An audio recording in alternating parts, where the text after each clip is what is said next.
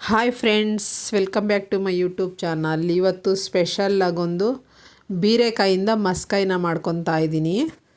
ನೋಡಿ ಹೇಗೆ ಮಾಡೋದು ಅಂತ ತೋರಿಸ್ತಾ ಇದ್ದೀನಿ ಬನ್ನಿ. ಮೊದಲು ಒಂದು ಕುಕ್ಕರ್ನ ಇಟ್ಕೊಂಡು ಅದಕ್ಕೆ 2 ಗ್ಲಾಸ್ ನೀರು ಸೇರಿಸ್ತಾ ಇದ್ದೀನಿ. ಇಲ್ಲಿ ಒಂದು ಚಿಕ್ಕದು ಬೀರೆಕಾಯಿ ತೊಗೊಂಡಿದ್ದೀನಿ ನಾನು. ಈ ಥರ ನೋಡಿ ಸಣ್ಣಗೆ ಕಟ್ ಮಾಡಿ ಇಟ್ಕೊಳ್ಳಿ. ಆ ನೀರೊಳಕ್ಕೆ ಸೇರಿಸ್ತಾ ಇದ್ದೀನಿ ಬೀರೆಕಾಯಿನ. ತುಂಬ ಸುಲಭವಾಗಿರೋಂತಹ ಸಾರು, ಅರ್ಜೆಂಟಾಗಿ ಮಾಡಬೇಕಂದ್ರೂ ಆಗುತ್ತೆ, ಮತ್ತು ಹೊಸ್ದಾಗಿ ಅಡುಗೆ ಕಲಿತಾ ಇರೋರಿಗೆ ತುಂಬ ಈಸಿ ಇದು.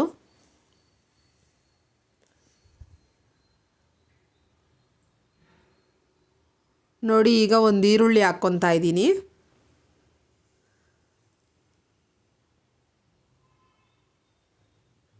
ಮತ್ತು ಒಂದು ಬೆಳ್ಳುಳ್ಳಿ ಹಾಕ್ಕೊತಾ ಇದ್ದೀನಿ. ಒಂದು ಗೆಡ್ಡೆ ಪೂರ್ತಿ ಹಾಕ್ಕೊಂಡಿದ್ದೀನಿ. ನೋಡಿ 5-6 ಹಸಿಮೆಣ್ಸಿನ್ಕಾಯಿ ಹಾಕ್ಕೊತಾ ಇದ್ದೀನಿ.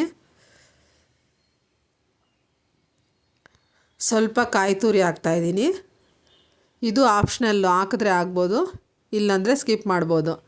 2 ದೊಡ್ಡದು ಟೊಮೊಟೊ ಕಟ್ ಮಾಡಿ ಹಾಕ್ಕೊತಾ ಇದ್ದೀನಿ ನೋಡಿ. ಈಗ ತೊಗರಿಬೇಳೆನ ತೊಳೆದು ಹಾಕ್ಕೊತಾ ಇದ್ದೀನಿ. ಒಂದು ಇಡೀ ತೊಗರಿಬೇಳೆ ತೊಗೊಂಡಿದ್ದೀನಿ ಒಂದು ಕಾಯಿಗೆ ನಾನು.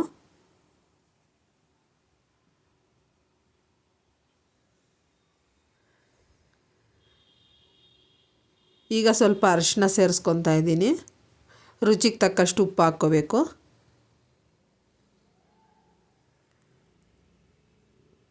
ನೋಡಿರಿ ಈಗ ಕುದೀತಾ ಇದೆ. ಸ್ವಲ್ಪ ಧನಿಯಾ ಪುಡಿ ಹಾಕ್ಕೊತಾ ಇದ್ದೀನಿ.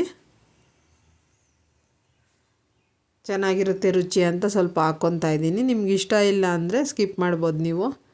ಈಗ ಕುಕ್ಕರ್ ಲಿಡ್ನ ಕ್ಲೋಸ್ ಮಾಡ್ಕೊತಾ ಇದ್ದೀನಿ. ನೋಡಿ 4 ವಿಸಿಲ್ ಹಾಕ್ಸ್ಕೊಂಡಿದ್ದೀನಿ ನಾನಿಲ್ಲಿ.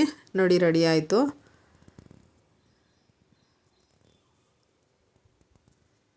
ಈಗ ನೋಡಿ ಈ ಥರ ಸ್ಮ್ಯಾಶರ್ ತಗೊಂಡು ಸ್ಮ್ಯಾಶ್ ಮಾಡ್ಕೋಬೇಕು. ಇದಿಲ್ಲ ಅಂದರೆ ಚೌಟಲ್ಲಿ ಸಮೇತ ಮಾಡ್ಕೋಬೋದು. ನೋಡಿ ಈ ಥರ ಚೆನ್ನಾಗಿ ಸ್ಮ್ಯಾಶ್ ಮಾಡ್ಕೊಳ್ಳಿ ಬೀರೆಕಾಯಿನೆಲ್ಲ. ಬೀರೆಕಾಯಲ್ಲಿ ಜಾಸ್ತಿ ಕಬ್ಬಿಣಾಂಶ ಇರೋದ್ರಿಂದ ವಾರಕ್ಕೊಂದು ಸಲ ತಿನ್ನೋದು ಒಳ್ಳೆಯದು. ಮುದ್ದೆ ಜೊತೆಗೆ, ಅನ್ನದ ಜೊತೆಗೆ, ಚಪಾತಿ ಜೊತೆಗೆ ಎಲ್ಲದಕ್ಕೂ ಚೆನ್ನಾಗಿರುತ್ತೆ ಇದು. ಮತ್ತು ನಾರಿನಾಂಶ ಹೆಚ್ಚಾಗಿರೋದ್ರಿಂದ, ನಾರಿನಾಂಶ ಇರೋವು ಮಕ್ಕಳಿಗೆ ಕೊಡೋದ್ರಿಂದ ತುಂಬ ಒಳ್ಳೆಯದು ಆರೋಗ್ಯಕ್ಕೆ. ನೋಡಿ ಈಗ ಒಗ್ಗರಣೆ ಮಾಡ್ಕೊಳ್ಳೋಣ. ಸಾರು ಮಸ್ದಿದ್ದಾಯಿತು. ಈಗ ಒಗ್ಗರಣೆಗೆ ಎಣ್ಣೆ, ಸಾಸಿವೆ ಹಾಕಿ ಈರುಳ್ಳಿ ಮತ್ತು ಕರಿಬೇವು, ಒಂದು 4 ಒಣಮೆಣ್ಸಿನ್ಕಾಯಿ ಹಾಕ್ತಾಯಿದ್ದೀನಿ. ಜೀರಿಗೆ ಸ್ವಲ್ಪ ಹಾಕ್ಕೊಳ್ಳಿ, ಒಂದು ಅರ್ಧ ಟೀ ಸ್ಪೂನು. ಸ್ವಲ್ಪ ಕೊತ್ತಂಬರಿ ಸೇರಿಸ್ಕೊತಾ ಇದ್ದೀನಿ ನೋಡಿ, ಕಟ್ ಮಾಡಿರೋದು. ಚೆನ್ನಾಗಿ ಬೇಯಿಸ್ಕೊಂಡು ಈರುಳ್ಳಿನ ಮತ್ತು ಸಾಂಬಾರು ಹಾಕ್ಕೋಬೇಕು ಬೆಂದಮೇಲೆ. ನೋಡಿ ಈಗ ಬೆಂದಿದೆ ಈರುಳ್ಳಿ, ಸಾಂಬಾರು ಹಾಕ್ತಾಯಿದ್ದೀನಿ.